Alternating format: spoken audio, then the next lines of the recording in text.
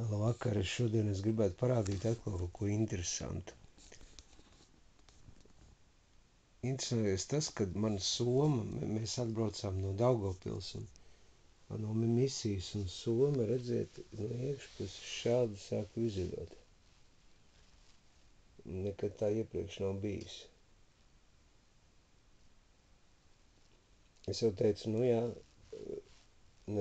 nav vairs nekāda spīduma, nav, bet es tagad attaisu somu un es skatos fantastiski. Tā nekad nav bijis, nekad šāda soma. Es jums parādīšu salīdzināšanai. Un es domāju, ka tas nozīmē kaut ko. Tas kungs saka, lai mēs šķīstam savus traukus no iekšpuses. Ka mēs esam tie trauki, līdzīgi kā sūma, viņi no ārpuses nevizuļo, viņi vizuļo no iekšpuses. Ka līdzīgi kā soma vizuļo no iekšpuses, lai mēs arī tā spīdam no iekšpuses. Tas nav saistīts, ir tādi spīdīgi materiāli, kuri vizuļo, un es zinu, ka tādi ir, bet šī soma, šis materiāls no iekšpuses nav tāds. Es jums parādīšu citu somu, kura nevizuļo, lai jūs varētu salīdzināšanai, redziet, kas notiek iekšpusē. Interesanti. Tā nekas tur nav, ne izlietas, ne izbērts, nekāda spīduma, nekas.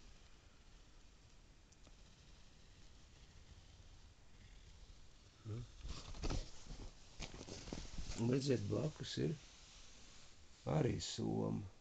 Un es nevaru atrast nevienu. Arī ar materiālu līdzīgu. Un es nevaru atrast nevienu vizulu, nevienu spīdumu. Pilnīgi nevienu. Viss ir tīrs. Redziet. Neviens, nekā nav. Pilnīgi tukšs. Nekas nespīd un nevizuļo. Redziet? Nekā nav. Bet paskatieties uz šito somu. Vajag interesanti.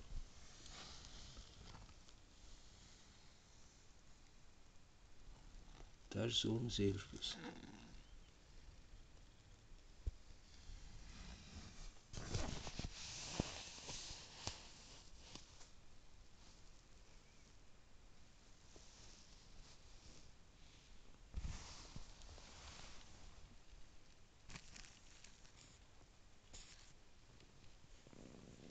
Interesanti, ne?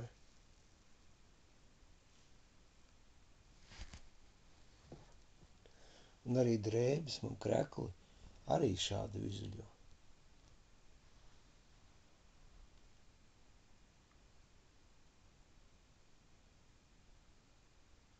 Tie, kuri bija šai somā. Man līdz uz Daugavpilu. Interesanti. Labi. Paldies. Tas interesants kaut kas. Tad šķīsti savu trauku no iekšpuses un nevis no ārpuses.